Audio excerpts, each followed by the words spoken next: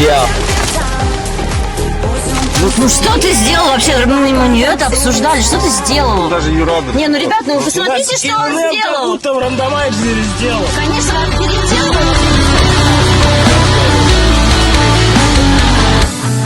Он просто тихо закроет глаза и растворится в безоблачной мгле.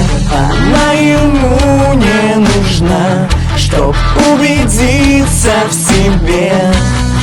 Он только сможет ее попросить, она не сможет ему отказать.